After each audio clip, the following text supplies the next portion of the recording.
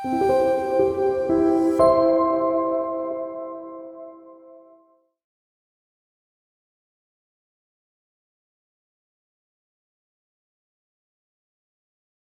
છે તમારું ના હોય પોડકાસ્ટ પર. હું છું આપનો દોસ્ત રોયલ રાજપૂત અને આજે આપણી સાથે એક વિશેષ વ્યક્તિ છે. એ એન્જિનિયર છે, એ એડમિનિસ્ટ્રેટિવ રોલ પર રહી ચૂક્યા છે. બીજેપીની થિંક ટેન્કમાં એ મહત્વનો ફાળો, Narmada project, health and family welfare cabinet minister અને સિદ્ધપુર વિધાનસભાના પૂર્વ ધારાસભ્ય ડોક્ટર જયનારાયણ વ્યાસ આપની સમક્ષ. વ્યાસ સર, આપનું ખૂબ ખૂબ ખૂબ સ્વાગત છે ના હોય પોડકાસ્ટ પર. હું રોયલ રાજપૂત આપનું સ્વાગત કરું છું. થેન્ક યુ સાહેબ, તમારો ટાઈમ અને પ્લેસ આપવા બદલ. It's my pleasure sir, it's our pleasure also. Sir, તમે જ્યારે નર્મદા પ્રોજેક્ટમાં હતા ત્યાંથી પોલિટિક્સમાં કઈ રીતે જોડાણા સાહેબ? એવું તમને એ ઉંમરમાં શું સૂઝ્યું? નહીં, હું નર્મદા પ્રોજેક્ટમાં હતો જ નહીં. અચ્છા. હું મારી સરકાર સાથેની કારકિર્દીની શરૂઆત થઈ એન્જિનિયર તરીકે. હાઉસિંગ બોર્ડમાં રહ્યો વડોદરા ખાતે. ત્યાર પછી તે વખતના ગુજરાતના ચીફ સેક્રેટરી અને ગુજરાતના છેલ્લા ICS ચીફ સેક્રેટરી લલિત દલાલ સાહેબ, એમની નજર ચડી ગયો એટલે મને એમણે ઉચકીને ત્યાંથી GIDCમાં લઈ આવવા માટે કર્યો. એ દરમિયાનમાં મારું સિલેક્શન IIM અમદાવાદના FBA પ્રોગ્રામ માટે પણ થયું. તો આઈ સ્ટુડ ઓલ ઇન્ડિયા ફર્સ્ટ. મને કે આમાં આ કામ ઘણું શીખવાડશે એટલે that's how I join GIDC. અને ત્યાંથી મારી ઉદ્યોગ સાથેના ઇન્ટરેક્શનની શરૂઆત થઈ. ગુજરાતનું એ ફોર્મેટિવ સ્ટેજ હતું, કારણ કે ગુજરાત 1960માં જ્યારે અલગ રાજ્ય બન્યું ત્યારે 8મા ક્રમે હતું ઔદ્યોગિક વિકાસની દ્રષ્ટિએ. અને માથાદીઠ ખેડાણલાયક જમીન 1 એકર કરતાં ઓછી હતી. એટલે ગુજરાતની આર્થિક પ્રગતિ કરવી હોય તો ઔદ્યોગિક વિકાસ સિવાય બીજો કોઈ રસ્તો નહોતો. ઔદ્યોગિક વિકાસ મહદ અંશે મુંબઈ ને એની આજુબાજુ હતો. ગુજરાતમાં પણ મોટા શહેરો હતા. દાખલા તરીકે Ahmedabad was known as Manchester of India, અને that was again getting into a difficult situation. રાજકોટમાં ઔદ્યોગિક વિકાસ થોડો થયો હતો, થોડો વડોદરા, સુરત, એ રીતે છૂટોછવાયો હતો, પણ સઘન વિકાસ નહોતો. વર્ષોથી સાહેબ વેપાર નતો થતો ગુજરાતમાં? તો વેપાર ખરો. ગુજરાત દેશનો 3જા ભાગનો દરિયાકાંઠો ધરાવે છે. એટલે ગુજરાત એ હંમેશા દરિયાખેડુ સ્ટેટ રહ્યું છે, રાજ્ય રહ્યું છે. ગુજરાતમાં તો કહેવત છે કે ડાયો દીકરો દેશાવર ભોગવે, ડાઈ બહુ ઘર સંભાળે. એમ ગુજરાતની પહેલી મહિલા માલમ કપ્તાન કચ્છની યુવતી હતી, કબી કસ્તા. એ પહેલી માલમ હતી, જે મહિલા માલમ હતી, જેણે 7 સમંદર પાર કર્યા, ચાંચિયાઓનો સામનો કર્યો અને સફળતાપૂર્વક નૌકા કાફલાની કપ્તાની કરી. કાંજી માલમ એ વાસ્કોડા ગામાને કેપ ઓફ ગુડ હોપ પર ના મળ્યા હોત તો વાસ્કોડા ગામા ભારત નહીં પહોંચ્યો હતો. એ એને લઈ આવ્યા ભારત. અને એ તેજાનાની ખેપ ભરવા કેરળ જતા હતા, એટલે કેરળ પહોંચ્યો. જી, કાલિકટ બંદરે. હા. અને ત્યાં પછી જામોરીનના રાજમાં એણે પોતાના ઓળખપત્રો પેશ કર્યા. તે રીતે એક બીજા રામજી માલમ, એ મધદરિયાનું શિપ તૂટી ગયું, તો ડચ શિપે એમને બચાવ્યા અને હોલેન્ડ લઈ ગયા. ત્યાં એ 14 વર્ષ રહ્યા અને તોપ બનાવવાથી માંડીને ઘડિયાળો બનાવવા અને કાચ ઢાળવા સુધીનો એ ઉદ્યોગ શીખ્યા. એ પરત આવ્યા ત્યારે કચ્છનો આયના મેલ એમણે બનાવ્યો, જે હમણાં ધરતીકંપ થયો ત્યાં સુધી કચ્છના શાસકનું નિવાસસ્થાન હતું. અને જેને પહેલી એન્જિનિયરિંગ ITI કહી શકાય એવી કચ્છની હુનરશાળા એ પણ એમણે બનાવી. એટલે દરિયાથી માત્ર વેપાર જ કર્યો છે ગુજરાતી એવું નથી, દરિયાથી લોકો આવ્યા પણ ખરા. મુગલોના સેનામાં ગુલામ તરીકે લઈ આવીને પછી સેનાપતિ બન્યા એ બાબા ઘોર. ખંભાતમાં અકીકનો ઉદ્યોગ એ લઈ આવ્યા. આજે પણ એની કબર છે રાજપપડા પાસે બાબા ઘોરની. કલકત્તામાં સુરતમાં 2 વણિક શ્રેષ્ઠીઓ, એક વિરજી વોરા અને બીજા નામ ભૂલી જાઉં છું, યાદ આવે તો કહું. એ એક વેજીવોરા છે, એ આપણા ત્યાં ચા ને કોફી એણે ઇન્ટ્રોડ્યુસ કરી. અચ્છા. અને જે બીજાની વાત કરું છું, એમણે પ્રિન્ટિંગ હિન્ડલબર્ગનું પહેલું મશીન એ લઈ આવ્યા. અને એ ભારત ટેકનોલોજીમાં આગળ પ્રિન્ટિંગની ના નીકળી જાય માટે આ યુરોપિયનોને દગો કરીને મશીનને કમિશન કરવા નહીં. ઔરંગઝેબને એમણે સજ્જડ અહિંસક લડત આપી, એણે કન્વર્ઝન કરાવેલું. એના માટે 4 મહિના સુરતનું બારું સજ્જડ બંધ રહ્યું. સુરતનું બારું એ વખતે વેનિસ જેટલું કાર્યરત હતું. અને છેવટે ઔરંગઝેબે ફરમાન જાહેર કરવું પડ્યું કે કોઈનું ફરજિયાત ધર્માંતર કરાવવામાં આવશે નહીં. એટલે એ તાકાત આપણા શ્રેષ્ઠીઓમાં હતી.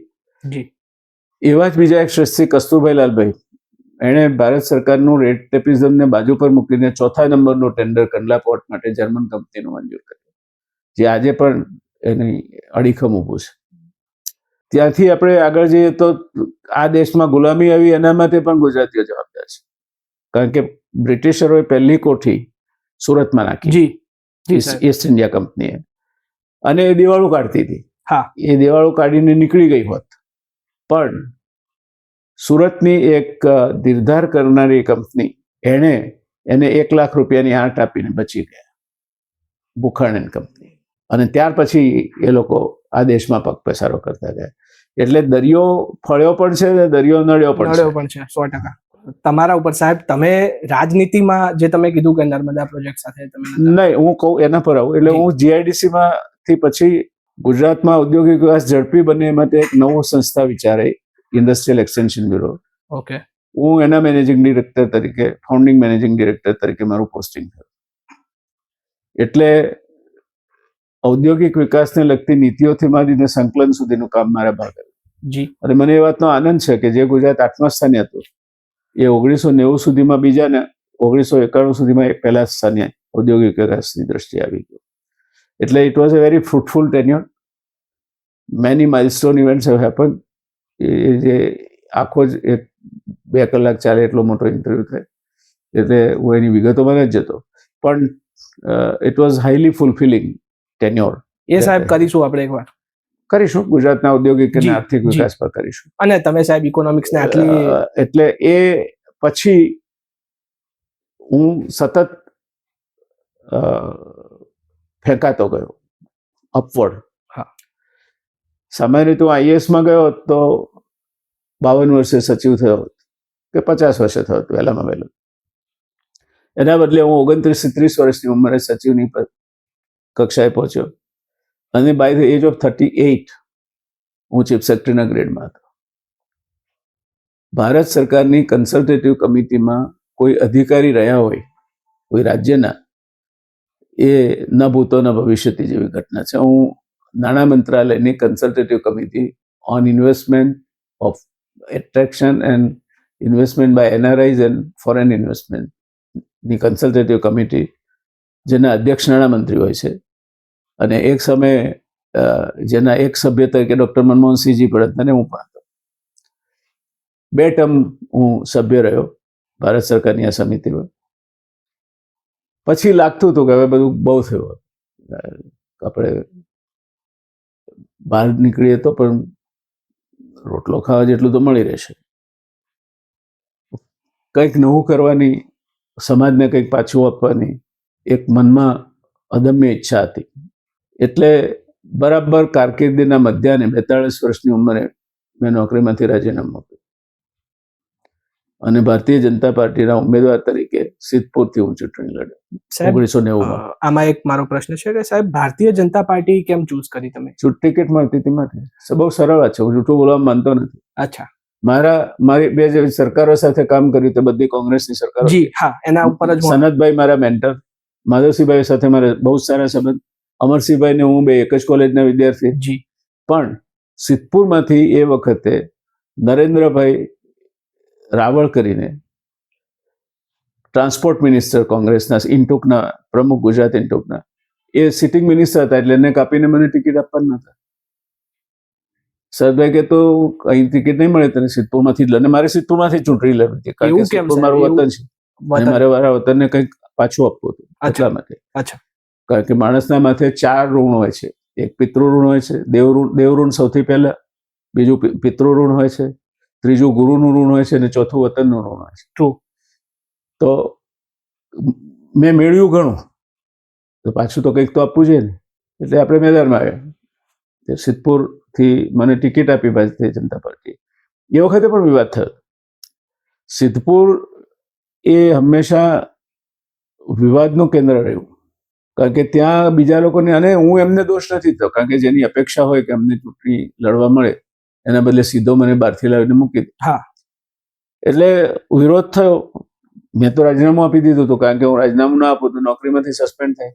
હા. છૂટો થઈ ગયો, અને હું 2 રસ્તા ખુલ્લા રાખવા માનતો નથી. જે છૂટો થઈ ગયો પછી ભાજપના પાર્લામેન્ટરી બોર્ડે મને ફરી બોલાવ્યો. મને કે આવું થયું છે અને હવે સિદ્ધપુરમાં ટિકિટ અમે બદલી. મેં બદલો સ્વતંત્ર કે તમે નોકરીમાંથી રાજીનામું આપી દીધું છે એનું શું? મેં કોઈ એની તમારે ચિંતા કરવાની જરૂર નથી. મેં રાજીનામું આપ્યું છે તો મારા બલબૂતા પર આપ્યું છે. એવી કોઈ દયામાં આવીને મને ટિકિટ આપવાની હોય તો મારે ન જોઈએ. મને આપશો તો લડીશ, પણ just because I have resign એ કન્સિડરેશનથી મારે ટિકિટ નથી જોઈતી. એનીવે 100-200 આની ટિકિટ ચાલુ રહી, અને હું પહેલી ચૂંટણી લડ્યો, જીત્યો, બીજી લડ્યો, જીત્યો, ત્રીજી લડ્યો, જીત્યો. ચોથી વખત 2002નું જે થયું એમાં સિદ્ધપુર મત વિસ્તારમાં કોઈ ખાના ખરાબી નહીં, ધમાલ નહીં, કશું નહીં. પણ ત્યાં સુધીમાં ભારતીય જનતા પાર્ટીમાં કેટલાકને હું નડવા માંડ્યો હતો. એટલે સિદ્ધપુરમાં કોંગ્રેસના ઉમેદવાર ક્યારેય ન ચૂંટાઈ શકે. આજે પણ એ પોતાની મેતે ચૂંટણી લડવા જાય તો ચૂંટાઈ શકે અને ગમે તેટલા પૈસા ખર્ચે. લઘુમતી વોટના લીધે સાહેબ ના જીતી જાય સિદ્ધપુરમાં? ના, સિદ્ધપુરમાં લઘુમતી વોટના સામે બેલેન્સિંગ સિદ્ધપુર શહેરનો વોટ કાફી છે. બ્રાહ્મણ ફેમિલીની વાત કરી રહ્યા છો તમે, જે 2000? ના, બ્રાહ્મણોને 4.5, અત્યારે 6,500 મત છે. હા. બ્રાહ્મણોના મત કઈ છે નહીં. સિદ્ધપુર એ પચરંગી વોટ છે. ટ્રુ. સિદ્ધપુરમાં કોઈ એક કોમ્યુનિટીનું પ્રભુત્વ હોય તો લઘુમતી ખરું, ત્યાર પછી ઓબીસી આવે, ત્યાર પછી પાટીદાર આવે, અને નાનામાં નાની કોમમાં આ બધી બાકીની કોમો આવે. અચ્છા. એટલે પણ મને આઈ હેડ નો પ્રોબ્લેમ ડીલિંગ વિથ એનીબડી, એટલે ચાલ્યું. પણ પછી, અને આ જે હું કહું છું એ મને અહમદ પટેલે જાતે કહેલી વાત છે, કે અહમદભાઈ મારા સારા મિત્ર હતા. અહમદભાઈને અમારા ત્યાંથી જ કેવરાવીને મારા સામે કોંગ્રેસના ઉમેદવાર ઉભા રાખવામાં આવ્યા અને જીત્યા. એમાં 2002 ની વાત છે સાહેબ. 2002માં. હા. એમાં અમારા નેતાઓનો બહુ મોટો ફાળો, નહીં તો મારે હારવાનું કોઈ કારણ નહોતું. પાછો 2007માં હું ફરી જીત્યો. જી. એ વખતે આપણે નવી તરકીબ કરી. 2007માં હું આજે 14 ગામ હતા ઊંઝા વિસ્તારના, એનું એક તરફી મતદાન થયું એટલે જીત્યો. એટલે એમણે એ 14 ગામ કાપીને ઊંઝામાં નાખી દીધા, જે ઊંઝાને કઈ જરૂર નહોતી, અને 36 ગામ વાગડોદ વિસ્તારના કાપીને સિદ્ધપુરમાં ભેળવ્યા, જે પ્યોર કોંગ્રેસનો વોટ હતો. અચ્છા. જે ડિલિમિટેશન. હા, ડિલિમિટેશનના નામે. જી. એટલે મારા મતે એક મરાઠી નાટક છે કે આ માણસ તો મરવો જ જોઈએ, એમ એક વ્યવસ્થિત સુઆયોજિત શતરંજના પ્યાદા ગોઠવાતા જતા હતા, અને હું જોઈ રહ્યો હતો સામે. એટલે મેં હંમેશા મારી જાતને I delink myself from electoral politics. મેં હંમેશા એવું કહ્યું છે કે હું જાહેર જીવનમાં છું, રાજકારણમાં નહીં. અને આજે પણ છું. આજે પણ મારા ઓપિનિયનનું વજન છે. જી સાહેબ. આજે પણ હું પોપ્યુલારિટી ધરાવું છું, અને મને આનંદ છે કે જે સનતભાઈના રસ્તે હું ચાલ્યો, અથવા તો માધવસિંહભાઈ પાસેથી જે કંઈ શીખ્યો, કે મકરંદ દેસાઈ પાસેથી જે કંઈ શીખ્યો, 3 મહાનુભાવોને મુખ્ય ગણી છે, ચોથા દિનશા પટેલ. એમના જીવનમાંથી હું ઘણું શીખ્યો છું, અને ઘણી તાલીમ મને આઈસીએસ ને આઈએસ અધિકારીઓ પાસેથી પણ મળી છે. એટલે હું આજે પણ મારી રીતે આઈ એમ એ વોઇસ ટુ રિકન વિથ. મને તમે ચાહી શકો, ધૂતકારી શકો, અવગણી ન શકો. એટલે મેં મારી જાતને મને સમજાઈ ગયું કે આ રમત જો આપણે રમ્યા તો ચૂંટણીના પોલિટિક્સમાં હવે આ જ થવાનું છે. પણ સાહેબ, દરેક બૌદ્ધિક નેતા સાથે જે મેન્ટલી સ્ટ્રોંગ હોય એમની સાથે આવું થાય છે. નહીં, બૌદ્ધિક નેતા હોવો જ નહીં જોઈએ. નેતા જો બૌદ્ધિક હોય તો તારે જ નહીં. આ બુદ્ધિની રમત નથી, આ રમત સંખ્યાની છે અને કૂટનીતિની છે. હવે સત્તામાં બેઠો હોય માણસ, તમારા ઊંઝા વિસ્તારમાં 90,000ની લીડથી ઉમેદવાર જીતતો હોય, 70,000ની લીડથી જીતતો હોય, ત્યાં 14 ગામડા તમારા સિદ્ધપુર મત વિસ્તારને નબળો પાડીને કોંગ્રેસને ધરી દેવાની જરૂર શું? પણ એ થયું. એટલે આ બુદ્ધિનો ખેલ નથી, આ કૂટનીતિનો ખેલ છે, આ સત્તાનો ખેલ છે. અને આ કોમવાદથી માંડીને ધર્મના નામે કઈ રીતે લોકોને ગેરમાર્ગે દોરવા, જે અંગ્રેજોએ કર્યું, divide and rule. હા, એટલે એમાં મને કોઈ અફસોસ નથી. આપણે તો રમીએ છીએ, આજે પણ રમતમાં છીએ. હું જ્યાં સુધી બોલી શકીશ, હરીફરીશ, ચાલી શકીશ, વાત કરી શકીશ, ત્યાં સુધી જાહેર જીવનમાં છું ને રહીશ. આમાં હું સાહેબ એક એડ કરવા માંગુ કે હું તમારા વિડીયોઝ જોતો હોઉં છું, બહુ બધા જે ઇન્ટરવ્યુ થયા હોય એ બી, અને પ્લસ તમારી જે અત્યારે સાહેબની યુટ્યુબ ચેનલ છે એમાં બી. તો એમાં મેજોરિટી કમેન્ટ્સ હોય છે કે ગુજરાતનો વહીવટ યા તો ગુજરાતના સીએમ જય નારાયણ વ્યાસને હોવું જોઈએ. એટલા કેપેબલ વ્યક્તિ, એટલા ઇન્ટેલેક્ચ્યુઅલ વ્યક્તિ, એમની સાથે કેમ અંદરો અંદર આટલું લોબિંગ થઈ ગયું હતું? એટલા માટે કે સૌથી વધારે પોતાની જાતને અસલામત કોણ માને? જે પીટર્સ પ્રમોશન મેળવવાના હોય તે. આજે પણ એવા લોકો છે કે જે લોકો મારી હાજરીમાં જ પહોંચપાઈ જાય છે, અને હું આત્મશ્લાઘા નથી કરતો. એમની પોતાની વિડીયો ક્લિપ છે મારી પાસે, કે મારી પાસે બેસીને શીખ્યા છે. એટલે એમાં મને કઈ રિગ્રેટ નથી. આઈ એમ વોટ આઈ એમ, અને I have nothing to hide. બે વસ્તુ: ટ્રાન્સપરન્સી પરફેક્ટ, કામ પ્રત્યેની નિષ્ઠા પરફેક્ટ, વતન માટે કામ કરવું છે પરફેક્ટ. બાકી જો મેં પૈસા ભેગા કરવા ધાર્યા હોત તો મારા સામે જે ભાઈ ઉભા રહ્યા હતા ને એમના કરતા 10 ગણા વધારે પૈસા હું ભેગા કરી શકું. એક જ કાગળ પર મેં ધીરુભાઈને 1,00,000 કરોડ રૂપિયાના ઇન્સેન્ટિવ, 1250 એકર જમીન હજીરામાં, 250 મેગાવોટ વીજળી અને ક્લોર આલ્કલીનું લાયસન્સ આપવાની ખાતરી 1 કલાકમાં લખીને એક્રોસ ધ ટેબલ આપી દીધી. એ વખતે પણ મારી પાસે રિલાયન્સનો એક શેર નહોતો, ને આજે politics is a game of money જે કહેવામાં આવે છે સાહેબ, તમે એનાથી ઘણું દૂર રહ્યા. Politics is a game of possibilities, immense possibilities. એ તો છે સાહેબ. એટલે money is one of them. હા, પણ અત્યારના સમયમાં જે ડિગ્રેડેશન થયું છે, અને એ દેશના હિતમાં નથી. એ ભાષાવાદ, પ્રાંતવાદ, કોમવાદ, અને એમાં નિર્મલા સીતારામને એમ કહેવું પડે કે જયશંકરે એમ કહેવું પડે કે ચૂંટણી લડવા જેટલા પૈસા એમની પાસે નથી. તો એવાથી કેવા પૈસા જોઈએ છે કે આ દેશના નાણામંત્રી ચૂંટણી ન લડી શકે? પણ આપણે ચૂંટણીઓ મોંઘી કરી દીધી છે. બીજું, પ્રજાના પૈસાને સરકારોએ પોતાના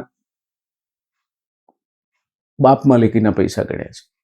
એટલે ચાલતી ચૂંટણીએ તમે 10,000 રૂપિયા આપો અને આચારસંહિતાનો ભંગ તમારો ન થાય, જે સામે જ છે એટલે એ જે દેશની પ્રજા આ બધું સાંખી લે એનું આ જ ભવિષ્ય હોઈ શકે.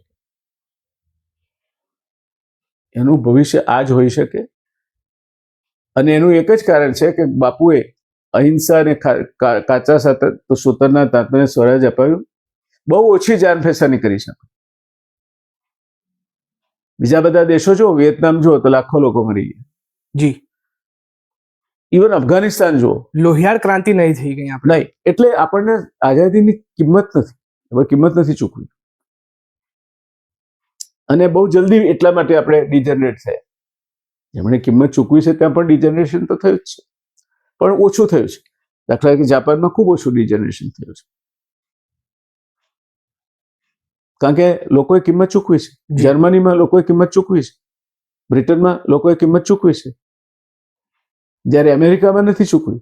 અમેરિકા ઘર આંગણે કોઈ દાડો યુદ્ધ લડ્યું જ નથી સિવાય સિવિલ વોર. હા, બહાર જ લડાયા છે બધાને. એ અમેરિકા પોતાના શસ્ત્રોના ટેસ્ટિંગ એને બીજાઓના મેદાન પર જ કર્યા છે. એટલે આજે અમેરિકા જે સ્થિતિમાં છે એનું મૂળ કારણ આ છે. એ મેલ્ટિંગ પોટમાં બધા આવ્યા તો સરખા જ મેલ્ટ થયા નથી. ટ્રુ. એટલે then picking up the thread, એટલે હું પછી ચૂંટણી લડ્યો. પહેલા મંત્રીમંડળમાં પણ ચિમનભાઈ પટેલે મારું નામ જોક કહ્યું હતું કે જયનારાયણ વ્યાસને મારે ઉદ્યોગ ખાતું આપવું છે, અને આ હું આધારભૂત માહિતી મારી પાસે હતી માટે કહું છું. પણ એ વખતે પણ પાછું સમીકરણો આગળ આવ્યા અને મંત્રીમંડળમાં નહીં લેવા આવ્યો ચિમનભાઈ મંત્રીમંડળમાં. અચ્છા. જોકે એ મંત્રીમંડળ 9 મહિના ચાલ્યું, જી. બહુ જાજો અફસોસ નથી, પણ ક્રેડિટ ટુ ચિમનભાઈ બેમાંથી. એક, ચિમનભાઈએ મને એસટી નિગમનો કેબિનેટ મિનિસ્ટરનો રેન્ક આપીને ચેરમેન બનાવ્યો, અને વર્લ્ડ બેંક પાસે મોર્સ કમિશનના રિપોર્ટના વિરુદ્ધમાં જ્યારે રજૂઆત કરવાની વાત આવી ત્યારે એ વખતે સરદાર સરોવર નિગમના ચેરમેન શરદભાઈ હતા, એ કોંગ્રેસના. તો ચિમનભાઈ બીજા કોંગ્રેસના આગેવાનને મોકલી શક્યા હોત. જો ભારતીય જનતા પાર્ટી હોત તો આવી ભૂલ કરતે જ નહીં. પણ ચિમનભાઈ મને મોકલ્યો વિપક્ષમાં હોવા છતાં પણ. એટલે હું, સનતભાઈ મહેતા અને અશોક ચાવલા, અમે 3 જાપાન ગયા, વોશિંગ્ટન ગયા અને ભારતનો કેસ મૂક્યો. અને એ પછી I followed it up as a chairman. હું સરદાર સરોવર નિગમનો ચેરમેન બન્યો, ભાજપના શાસનમાં મંત્રી બન્યો. જી. 2 વખત મંત્રી બન્યો. એટલે જાપાન સાથે નેગોશિએટ કરીને ટર્બાઇન્સ ને બધું છોડાવી લાવ્યા. પુનર્વસનમાં સારું એવું કામ થયું. સુપ્રીમ કોર્ટમાંથી કેસ બહાર કાઢ્યો. That all credit goes to those 7 years association. મને લાગે છે નર્મદા યોજના સાથે સૌથી લાંબુ કોઈનું એસોસિએશન રહ્યું હોય અને સૌથી ફ્રૂટફુલ એસોસિએશન રહ્યું હોય તો એ મારું રહ્યું છે, અને એનો મને આનંદ છે. પણ એના માટેની તાલીમ માટે, એના માટે મારા પ્રેરણા સ્ત્રોત ગણવા હોય તો સનતભાઈ ગણી શકાય, રાજ સાહેબ, પીએ રાજ સાહેબ ગણી શકાય, સીસી પટેલ સાહેબ ગણી શકાય. આ બધા દિગ્ગજોની સાથે કામ કરવાનો મોકો મળ્યો, એમાં આપણું કર્તવ્ય. અચ્છા. હું એમાંથી શીખ્યો. I am a great learner. Even today I learn something others where I get the opportunity.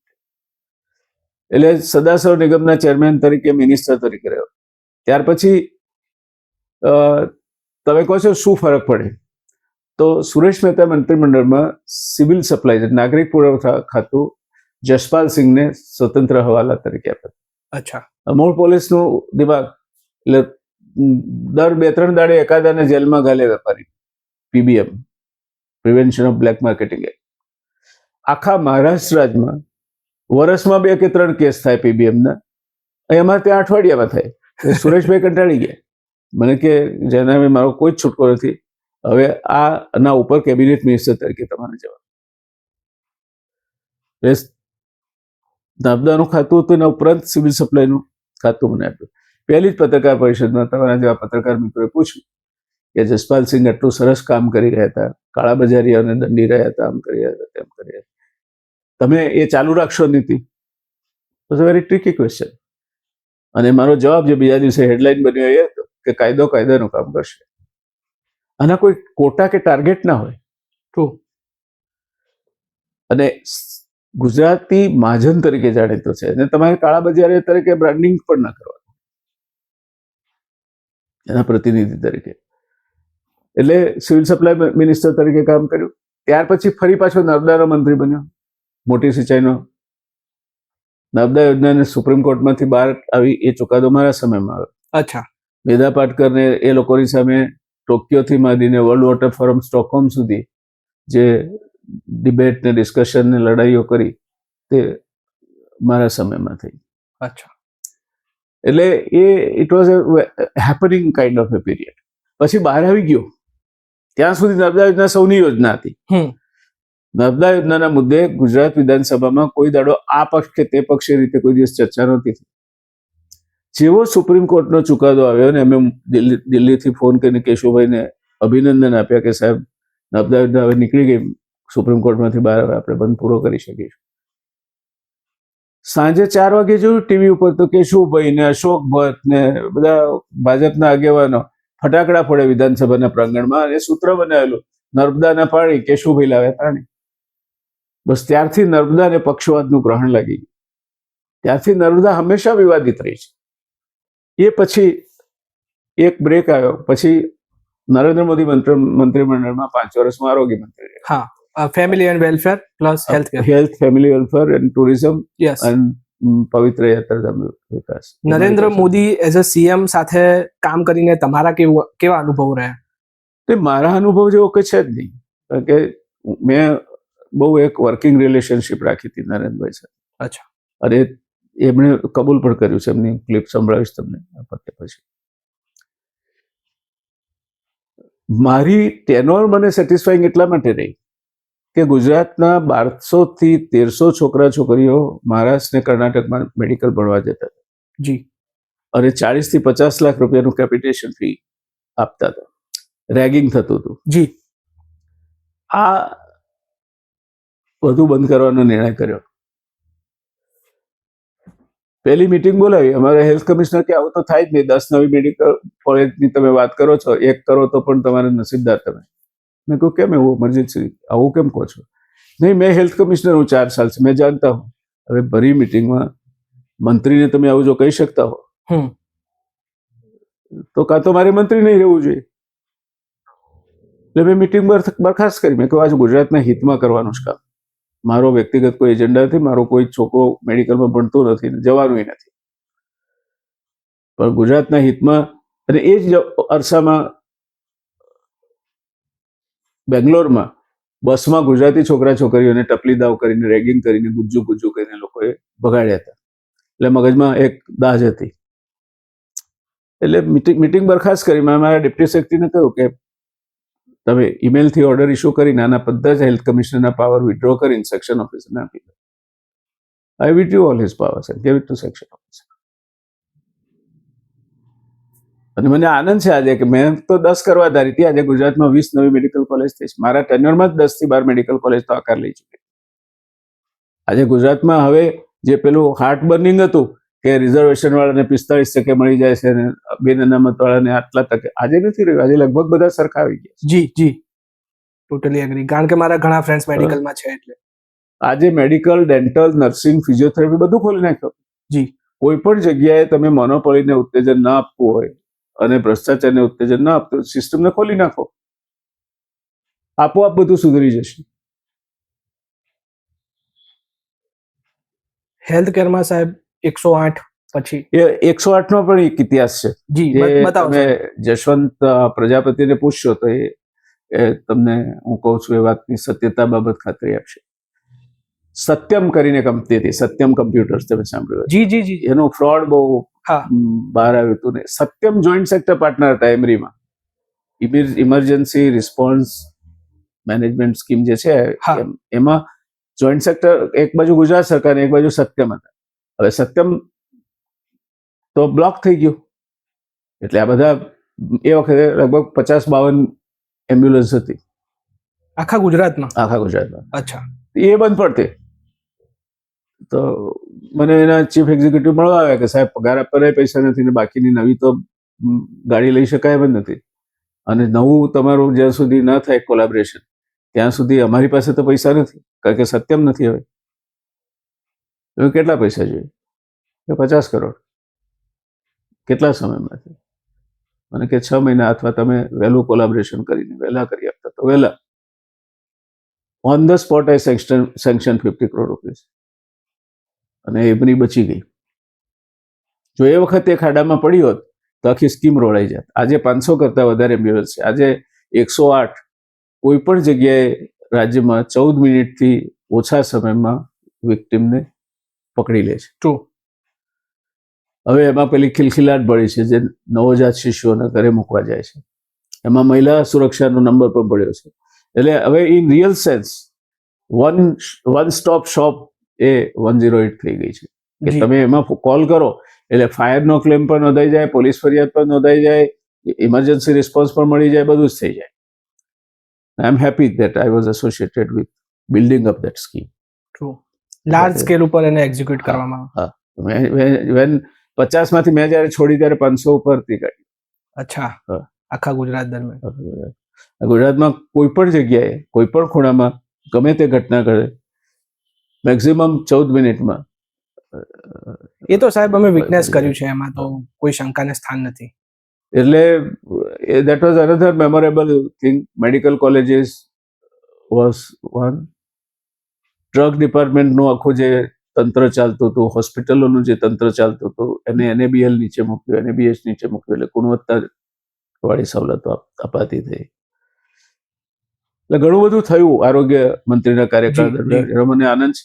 અને આજે પણ મને આનંદ છે કે મારી ગુજરાતના કોઈ પણ ડોક્ટરને હું ફોન કરું તો મને એ જેટલો પ્રેમ અને આદરથી આરોગ્ય મંત્રી સાથે વાત કરતા હતા તે જ પ્રેમને આદરથી અમારી સાથે આજે વાત કરે છે. અનેક લોકોને હું આજે પણ મારા પગથિયા ચડેલ કોઈ માણસ મુશ્કેલી વાળો આવ્યો હોય, હોસ્પિટલ વાળો, કોઈ પરત નથી છે.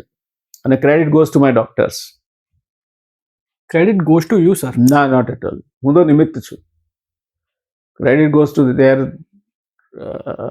fidelity and kind of commitment and culture. આ એ જ તંત્ર છે જ્યારે લોકો માટલાતું હતા. એટલે તંત્રને તમે જો એવો વિશ્વાસ બેસાડો કે નો યુ મીન બિઝનેસ અને તમારે કંઈ ખોટું નથી કરાવવું, તો એ આ જ તંત્ર કામ કરે છે કે ઉપરથી નવું તંત્ર લાવવા નથી. જી. તો સાહેબ, અત્યારે કહેવામાં આવે છે કે તંત્ર ઉપર હોલ્ડ નથી રહ્યું જે કરંટ ગવર્મેન્ટનો છે. તો આ કેમ? એના માટે તમારે એલ્વિન ટોફલરને સમજવો પડે. અચ્છા. I read first book of Elvin Toffler in 1975. એને 5 વસ્તુ કહી છે, મુખ્યત્વે 5 વસ્તુ. અને મિશિઓ કાકુ અને એલ્વિન ટોફલરને હું આ સદીના મોટામાં મોટા વિચારકો કરું છું ટેકનોલોજીના ક્ષેત્રે. એણે પહેલું કહ્યું છે knowledge will be the power and one who has the earliest access to the knowledge shall be most powerful. બીજું કહ્યું છે એણે કે technology will invade every walk of life. આજે એક ગૃહિણી જુઓ તમે, કેટલી ટેકનોલોજી વાપરે છે. મિક્સર વાપરે છે, ગ્રાઇન્ડર વાપરે છે, અવન વાપરે છે, નેટ સર્ફિંગ કરે છે, સ્માર્ટફોન વાપરે છે, વાહન ચલાવે છે. જો આ બધી ટેકનોલોજી, વોશિંગ મશીન ચલાવે છે, એ ટેકનોલોજી ના વાપરી શકી હોય તો એટલે એમ થઈ જાય. એટલે technology will invade every walk of life. True. Third, the pace at which technology will change will be so great that if you sleep in the night and don't update yourself in the morning, you will be outdated. Fourth, now not the single technology, but multiple technologies will be order of the day and man will be wearing indefinite memory on his sleeves. And fifth, man will conquer the aging process. And any 2 points on this globe will be reached within 1 hour's travel time. The last one is going to happen soon. Yes. વિશિઓ કાકુએ એવું કહ્યું છે કે surface transport will become irrelevant. આ બધા વાહન બધા નકામા થઈ જશે the moment you master the space transportation systems. It will do it at 10% the cost of the present day surface transport cost. કારણ કે એક જ વખત તમારા કેપ્સ્યુલને ગુરુત્વાકર્ષણની બહાર લઈ જવાની, પછી એ નિમિત્તે મૂવ થાય, નેવિગેટ થાય અને રિવર્સ રોકેટથી નીચે લઈ જાઓ, એટલે તમારું energy consumption will be the least possible, cost will be the least possible. અને તમે ટાર્ગેટેડ જગ્યાએ ડિલિવરી કરી શકો. એટલે પોર્ટ કન્જેશન કે કશું રસ્તામાં નડે, ડેમેજીસ ના નડે. અને બીજું વિશિઓ કાકુએ કહ્યું છે, બહુ અગત્યનો છે, એને કહ્યું super computers as small as cup of coffee will become affordable. એટલે આ દુનિયામાં ગજબના પરિવર્તનો થઈ રહ્યા છે અને these are all knowledge base changes. એવા સમયે તમે તમારે રાજ્ય વ્યવસ્થા સંભાળવી હોય તો હું એને પેટ ફોર્મ્યુલા કહું છું. એટલે સાહેબ, એટલે T, A અને P, ટેપ, એને તમારે માસ્ટર કરવું પડે. T એટલે ટેકનોલોજી, A એટલે એડમિનિસ્ટ્રેશન. ટેકનોલોજી હોય પણ એડમિનિસ્ટ્રેશન ના હોય. સામ પિત્રોડાએ સીડોટ શોધ્યું, રેક્સ શોધ્યું, પણ એને પ્રજા સુધી વિઠ્ઠલ લઈ ગયો. જી. સહકારી દૂધની આખી મુવમેન્ટને પ્રજા સુધી કુરિયન લઈ ગયા. જી. એટલે તમારે એડમિનિસ્ટ્રેશન જોઈએ. અને P એટલે પોલિટિશિયન્સ, જે કાયદાઓ રસ્તામાં આવતા હોય બદલવા માટે અને ક્રિટિકલ નિર્ણય લેવા માટે તમારે પોલિટિશિયન્સ જોઈએ. આ TAP જ્યારે એક સાથે સિંક્રોનાઇઝ થાય ત્યારે પેટ ઓફ ડેવલપમેન્ટ ટેક્સ પ્લેસ. તો અત્યારે ગુજરાતમાં સિંક્રોનાઇઝ નથી, ક્યાંય નથી. ગુજરાતમાં શું કરવા આપણે? ગુજરાતને એકલાને શું કરવા? ગુજરાત તો આમ શિક્ષણમાં તો છેલ્લા નંબરે છે. હમણાં જ ભારત સરકારના શિક્ષણ મંત્રાલયે સર્વે લગભગ 28-30 લાખ છોકરાઓનો પ્રાથમિક શાળાના કર્યો છે. એમાં 3જા ધોરણ સુધીના સર્વેમાં ગુજરાત છેલ્લા નંબરે છે. અચ્છા. 6ઠ્ઠા ધોરણ સુધીના સર્વેમાં છેલ્લાથી 2જા નંબરે છે અને 9મા ધોરણના સર્વેમાં પાછું છેલ્લા નંબરે છે. Is it real? It's a fact. ગુજરાતમાં ખાનગીકરણના નામે શિક્ષણની જે સત્યાનાશી થઈ છે. હા. અને બીજું કે ગુજરાતમાં શિક્ષણ એક દિવસ તમને શિક્ષણ શેના માટે છે? શિક્ષણ એ ક્લાસ ઇક્વલાઇઝેશન માટે છે. True. અહીંયા ક્લાસ ઊભા કરી રહ્યા છો તમે. એક બાજુ છોકરાઓ એર કન્ડિશન શાળામાં બેસીને અટમોસ્ટ એક્સપોઝર અને ઇન્ફ્રાસ્ટ્રક્ચર સાથે ભણે, ટૂર પર જાય તો પણ વિદેશોમાં જાય, અને બીજી બાજુ શાળાના પૂરતા ઓરડા ના હોય, ઓરડા હોય તો શિક્ષકો ના હોય. હું પોતે 6ઠ્ઠા ધોરણ સુધી ભણ્યો છું રાજપુરની શાળામાં. 3 ઓરડા હતા અને 3 શિક્ષકો હતા. હવે તેમાં ભણી એનું શિક્ષણની ગુણવત્તા કેવી હશે કે હું IIT સુધી જેટલું ભણ્યો તેમાં બધામાં હું પહેલા નંબરે આવ્યો છું. એ શિક્ષણને આપણે we have done two death. કારણ કે શિક્ષકને આપણે દાઢીની દાઢીને સાવરણીની સાવરણી તરીકે વાપરીએ છીએ. શિક્ષક શિક્ષણ સિવાયનું બધું જ કામ કરે છે. ચૂંટણીઓ એને કરાવવાની, મતદાર યાદી રિવિઝન એને કરવાનું, કંઈ પણ સરકારની યોજના આવે, કંઈ પણ સર્વે આવે એટલે હવે તો અમુક શિક્ષકોનું તો સ્પેશિયલાઇઝેશન થઈ ગયું છે કે 11 વાગે સ્કૂલે નહીં આવવાનું, મામલતદાર ઓફિસમાં જવાનું, સાહેબ આજનું કંઈ હોય તો કહો. સ્કૂલે આવે જ નહીં. એટલે ગુજરાતમાં શિક્ષણ, તમે વિચાર કરો. મેં આજે જ સાહેબ એક કેસ વાંચ્યો કે એક શિક્ષકે આત્મઘાત કર્યો, આ જે SIR નું ચાલી રહ્યું છે એના રિલેટેડ, પ્રેશરને લઈને. BLO. હા, યસ, પ્રેશરને લઈને. એટલે શિક્ષક સિવાય બધું કરી રહ્યા છે. મતલબ એટલે શિક્ષણ જ નથી, શિક્ષક સિવાય નહીં, શિક્ષણ જ નથી. અને શિક્ષણ થકી તમે ક્લાસ એક ઊભો કરી રહ્યા છો. આઝાદ ભારતમાં આપણે વર્ણ વ્યવસ્થા અને વર્ગ વ્યવસ્થા બે કાઢવાની હતી. જી. એના બદલે તમે વર્ણ વ્યવસ્થા અને વર્ગ વ્યવસ્થા બંનેને પ્રોત્સાહન મળે એવા કામો કરી રહ્યા છો. બદલાશે સાહેબ ક્યારે? નહીં બદલાય. જ્યાં સુધી લોકોનો અંતરાત્મા જાગે નહીં ત્યાં સુધી નહીં બદલાય. લોકો, મેં તમને કહ્યું કે જો કાંકરિયાનું પાણી છે તે કાંકરિયાનું જ રહેવાનું છે, પછી તમે સોનાની ડોલથી લેશો કે માટીના ગળાથી. In a democracy you get the government you deserve. True. એટલે એમાં હું બહુ જાજો આશાવાદી નથી. સિવાય સમાજ બદલાય, કારણ કે આ જ સમાજમાંથી વેપારીઓ આવે છે, આ જ સમાજમાંથી અધિકારીઓ આવે છે, આ જ સમાજમાંથી રાજકારણીઓ આવે છે. અત્યારે સાહેબ ગુજરાત રાજકારણમાં ટેલેન્ટ નહીં પણ જે કમી છે એક, શું કરવા છે એનો વિચાર કરો ને. એક તો જથ્થાબંધ પૈસા જોઈએ.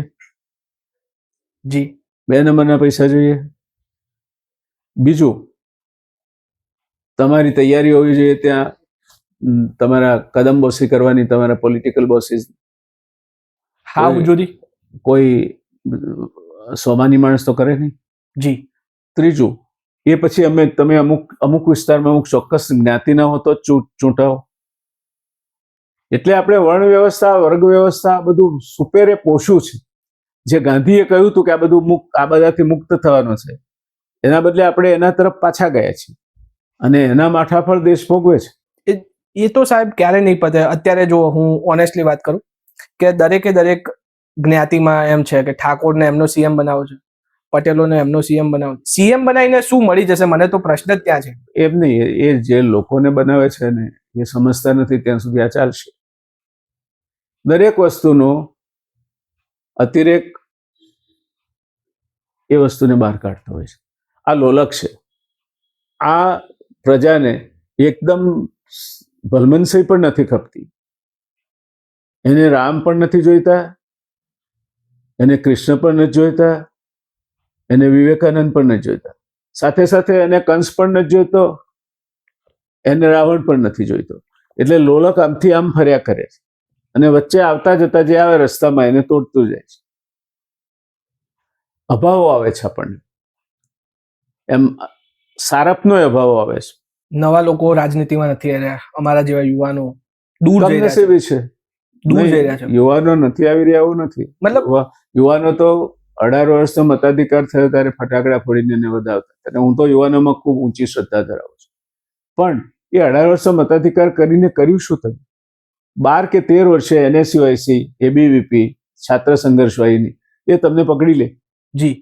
એટલે છોકરો ભણવાની ઉંમરે, કસરત કરવાની ઉંમરે, શરીર સૌષ્ઠવ વધારવાની ઉંમરે ખુરશીઓ તોડતો થાય, વાઇસ ચાન્સેલરને ઘેરાવ કરતો થાય, કોપી કરતો થાય, પેપર ફોડતો થાય.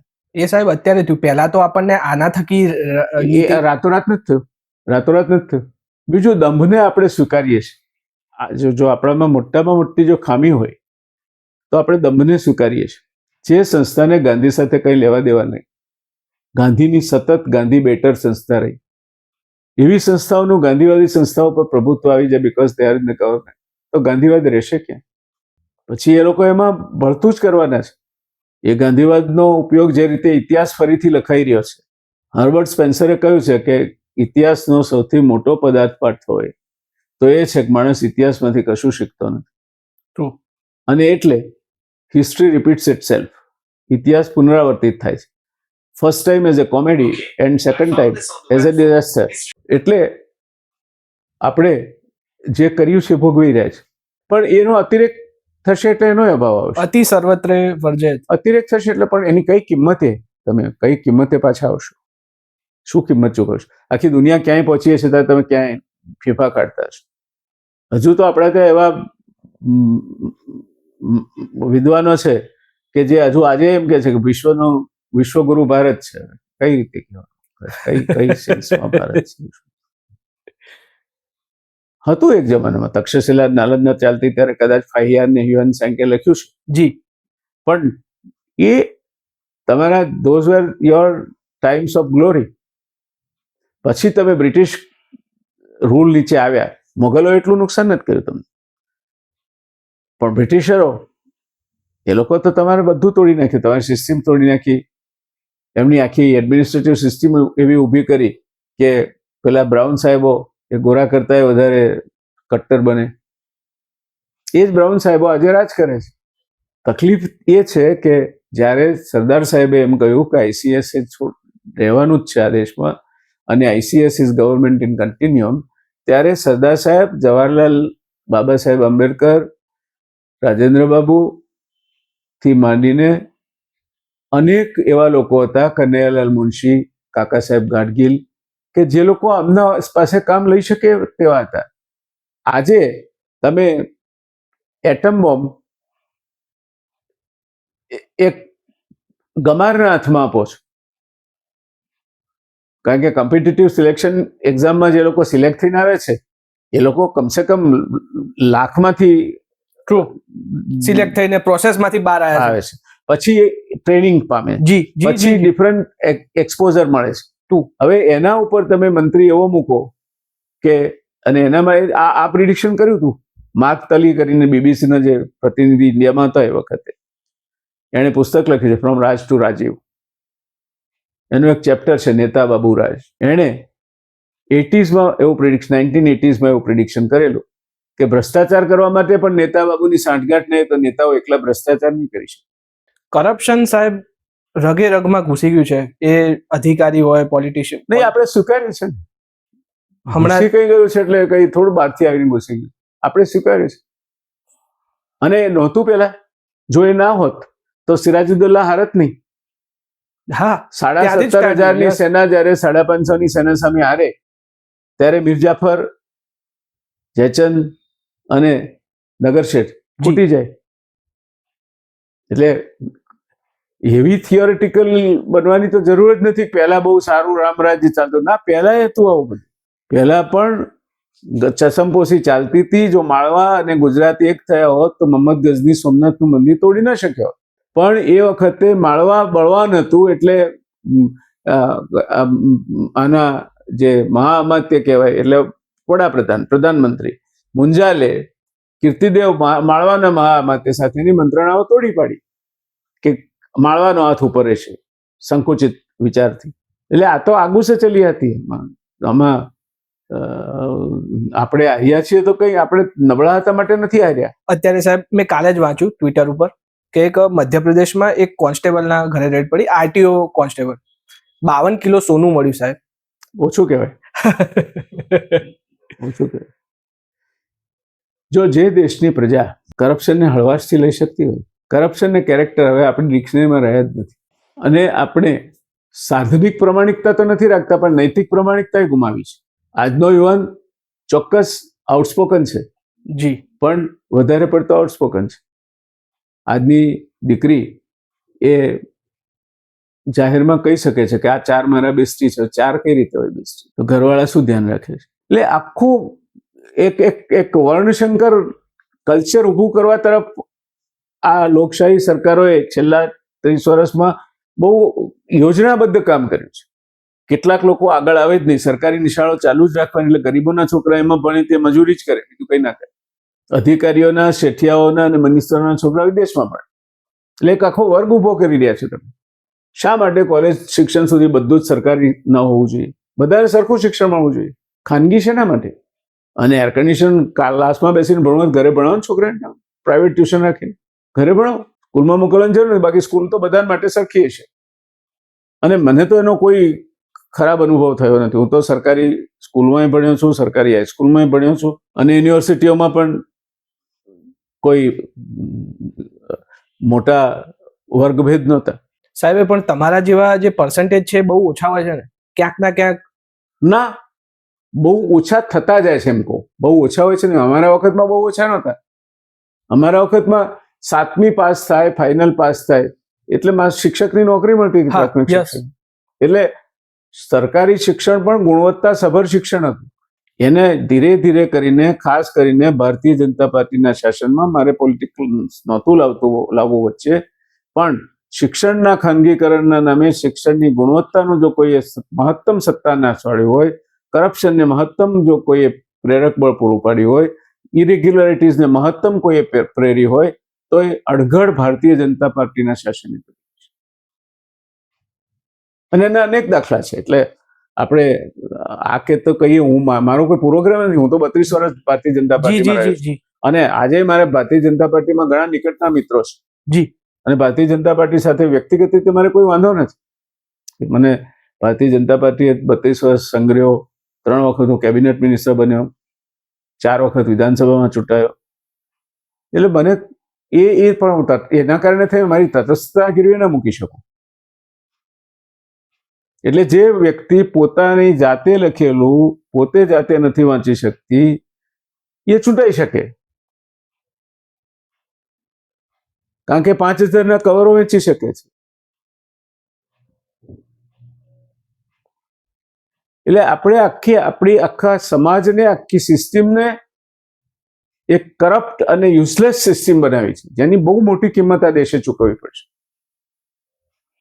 લોકપાલ આંદોલન 2 દિવસ પહેલા અમેરિકાના કોંગ્રેસમાં ત્યાંની એક સમિતિ, 12 સભ્યોની, એક્સપર્ટ સભ્યોની માહિતી, એણે રિપોર્ટ રજૂ કર્યો છે.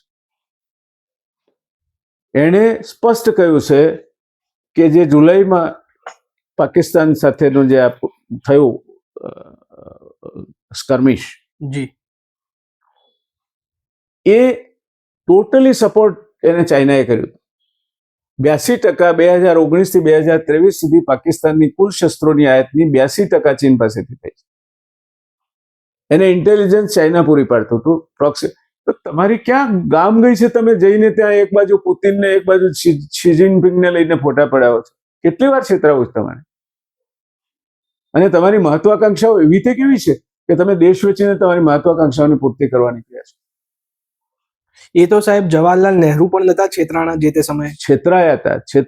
છેતરાવું એ જુદી વસ્તુ છે.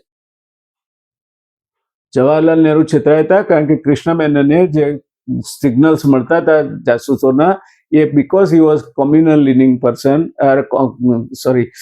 કોમ્યુનિસ્ટ લીનિંગ પર્સન, જી, એ એને દબાવી રાખ્યા હતા. એટલે નહેરુ એવું માનવાને તૈયાર નહોતા કે ચીન હુમલો કરી શકે. એ નહેરુનું મૂર્ખામી હતી કે જાસૂસી તંત્રનું ફેલિયર હતું, ઇન્ટેન્શન નહોતું.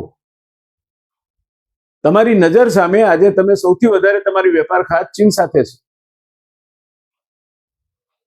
115 થી 120 અબજ ડોલરની તમારી વેપાર ખાત ચીન. તમે કયા મોઢે ચીનના માલનો બહિષ્કાર કરવાની વાતો કરો? ચીણી આંખવાળા ગણપતિ નહીં લાવતા. દેશનો સર્વોચ્ચ માણસ આવું કે?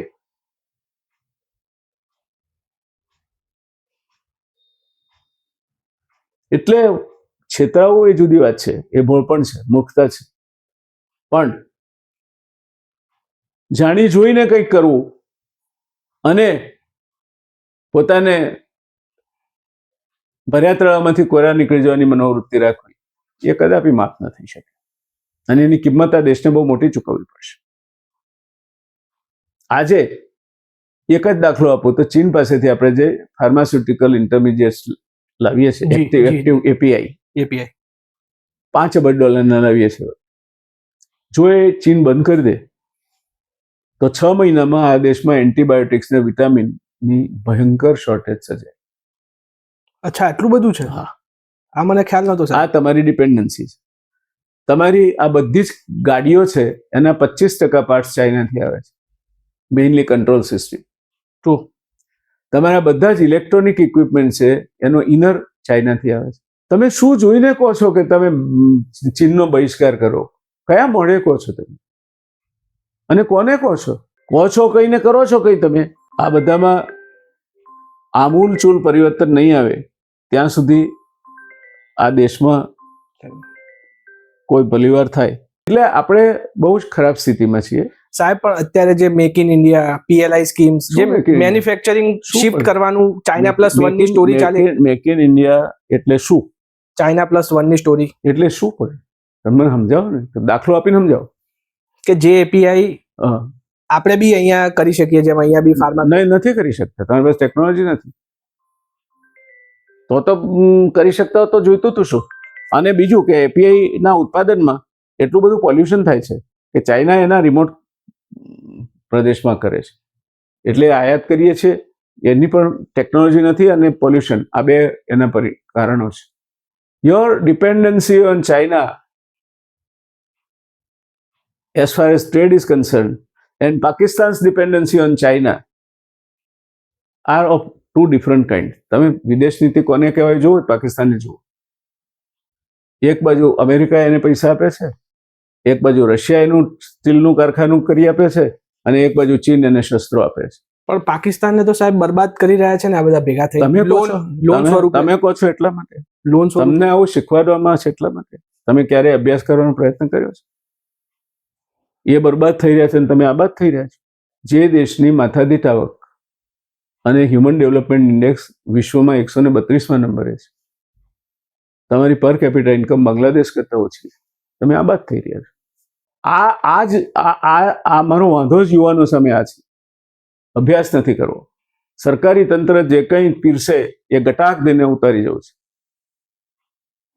અને અત્યારે તો બધા છાપા આમાં છે, નિકી એશિયાથી માંડીને પ્રાવદા સુધી.